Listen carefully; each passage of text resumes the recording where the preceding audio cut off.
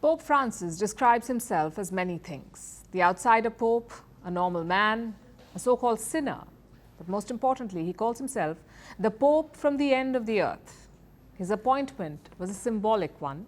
Very few have made a journey from Argentina to the Vatican. So Pope Francis was the first Latin American to lead the Roman Catholic Church. Perhaps it is this journey that explains his love for peripheries, of communities that have long been ignored.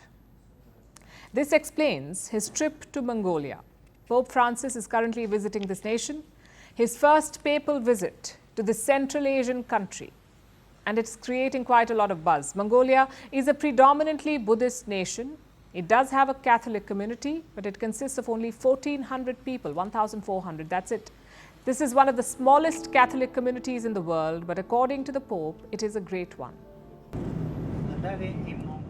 Going to Mongolia means going to a small population in a large country. Mongolia seems endless, and it has few inhabitants.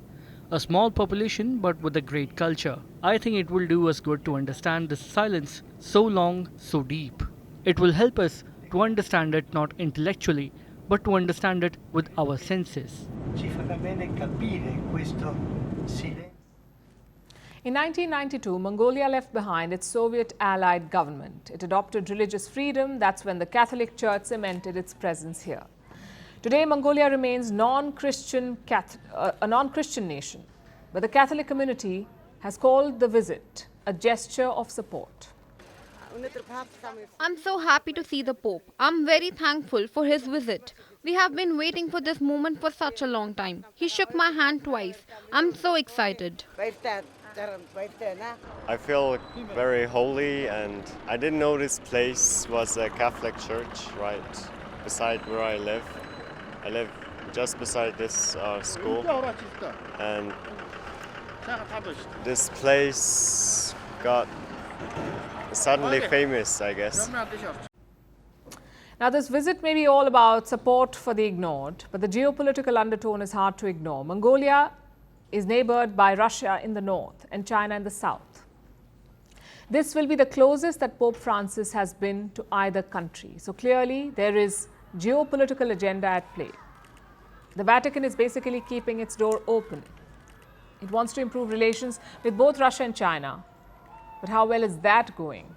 With Moscow, not so good. Pope Francis has taken a clear stance on the war in Ukraine. He has blamed Moscow for the aggression and even tried to broker a peace deal.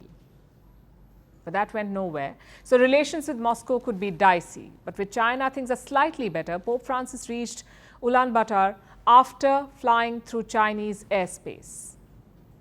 Which brings us to Vatican protocol. It says that the Pope must send greetings to the leader of whichever country he is flying over.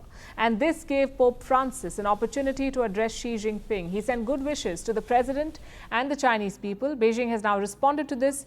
It wishes to, quote-unquote, strengthen mutual trust with the Vatican. China has noted reports of Pope Francis's blessings, which reflect friendship and goodwill. China and the Vatican have maintained communication in recent years, and China is willing to continue to work with the opposite side to hold constructive dialogue, enhance understanding, build mutual trust, and advance the process of improving relations between the two sides.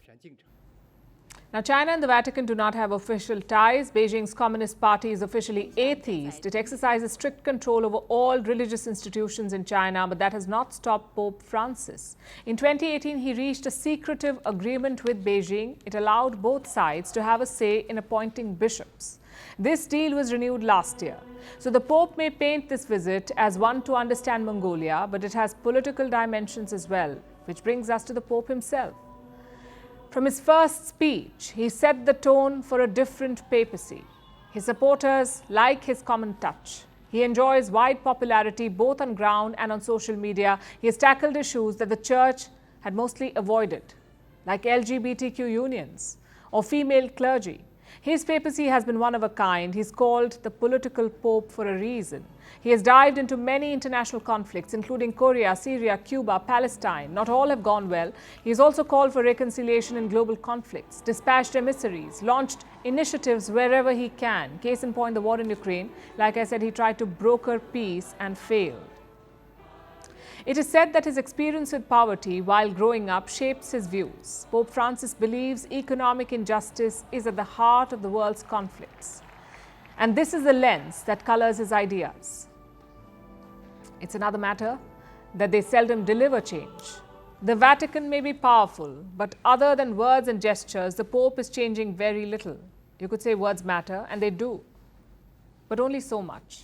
Plus, there is a divide in the Pope's support. He may have enormous acclaim outside the church, but within it, he faces opposition. His foes come both from a traditional right, those who are unhappy with his progressive agenda, and an impatient left, those who want more reform, which leaves Pope Francis with just gestures. They may be political, but they're more often than not useless.